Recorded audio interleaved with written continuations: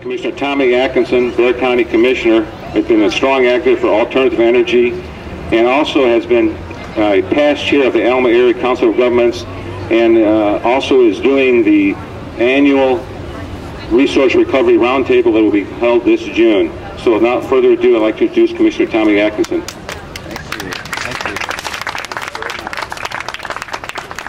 Thank you, Dean. It's a real pleasure to be out here, ladies and gentlemen. What a beautiful, bright, sunny Texas day with a little bit of natural air conditioning we have. I think that's great. You know, it won't be long before the natural air conditioning is going to go away, and we're going to crank up our ACs. And back in the day, when no air conditioning existed, we all knew our neighbors because we sit out on the front porch and talk with them about the good, the bad, and the ugly. And it kept our parents informed about what we were doing, even when we hoped they didn't know. And today we don't really much speak to our neighbors because we're too focused on getting our air conditioning thing going, you know, where we don't feel uncomfortable. We don't want to sweat.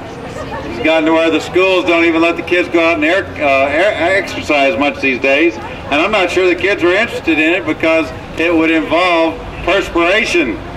And so today, many of us are here to strike a blow for the liberty of our community in being able to enjoy fresh air for many generations to come. I want to thank ACOG, the Metropolitan Planning Organization, Solar San Antonio, all the affiliated organizations, Metropolitan Partnership for Energy, Build San Antonio Green, and all of you who are assembled around here, San Antonio River Authority, Downtown District, CPS Energy. Who else do we have here? Huh? Anybody else? Okay. It is a pleasure to welcome you to the third annual Fresh Air Friday here at Main Plaza. This event is brought together through the combination of many of you, your leadership, your fellow citizens. In 2007, ladies and gentlemen, our region faced the possibility of becoming a non-attainment region under the federal ozone standards. Thanks to proactive leadership of your government, though, and private business, as well as increased awareness of environmental issues of the public, we met our federal standard and are currently the largest city in the nation here in San Antonio that's in attainment. But that may not last. As you know, they've lowered the standards, or they've raised the standards by lowering the parts per billion to 75 that were allowed. We just barely passed the standard at 85 parts per billion. So if we are not in attainment, you can expect to see tailpipe testing, which you could say, oh, well, I'll pay an extra 25, 30 bucks, get my tailpipe tested, see what the deal is. Well, they may tell you that your car flunked, even if it's a relatively recent car. And if they tell you it's flunked, that means you may need a valve job. I don't know what they start at, $300, $400, $500 for a valve job, or an overhaul of your engine. $1,500, $3,500, I don't know what that costs. It's very expensive. So it could actually completely put the kibosh on your car, which some might think would be a good thing because maybe we'd all get the bus or, you know, get on a bike or walk to work or ride share. But in any event, this 2009 ozone season this year is our chance to once again demonstrate our sense of pride and leadership and of course our educational levels in meeting our challenge before us. Fortunately, we are making efforts to meet these challenges. I'm optimistic that we can and will exceed our air quality obligations, and it will lead the state in terms of our green initiatives. It's essential that we follow through with the goals set forth in policies such as the City of San Antonio's Mission Verde Plan and Bexar County's many efforts and initiatives under our Certified Energy Manager, Golda Weir, to ensure that we are as efficient and as conserving of energy as possible. This Bexar County Courthouse looks old because it is. yet it has some of the most modern energy management systems in use in Bexar County, and I would say indeed the state of Texas. And we're doing lots of things. We have the state's largest solar hot water collector for hot water at our jail, and we need to continue supporting long-term efforts that we put in place through this early action compact, which we struck with the EPA in order to avoid being in non-attainment, and in order to avoid tailpipe testing, and in order to avoid the expense that being in non-attainment will require.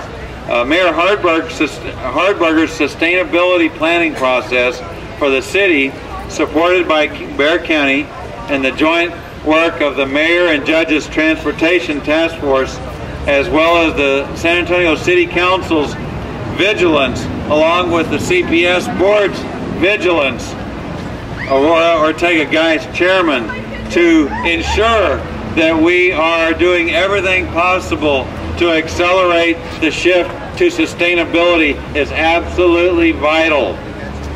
The biggest influence on energy transition from extendability to sustainability is the utility. And CPS Energy is front and center on that. They're doing a lot of good things. They have a lot more good things to do. They have a lot of influence on the acceleration of the shift to solar energy, as does the City Council.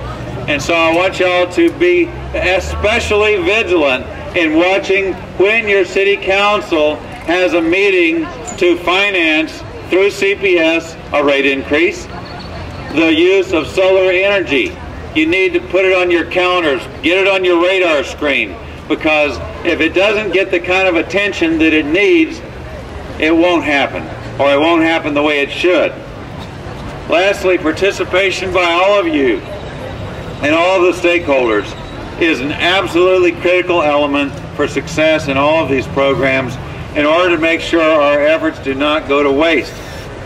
The premise is that if we employ just a few key strategies that may make a big difference in ozone levels, we may be able to stay in attainment. The strategies are a collective necessity for the long-term health and economic security of San Antonio and Bexar County. And if I may add, there's also a dimension of national security involved here as we accelerate the shift away from fossil fuels to renewable energy. Through our energy purchases, ladies and gentlemen, we are funding both sides of the war on terrorism. We are financing the U.S. Army, the Navy, the Air Force, and the Marine Corps with our tax dollars, and then we're turning around and indirectly financing through our energy purchases at the gas pump primarily, Al-Qaeda, Hamas, Hezbollah, and the Islamic Jihad.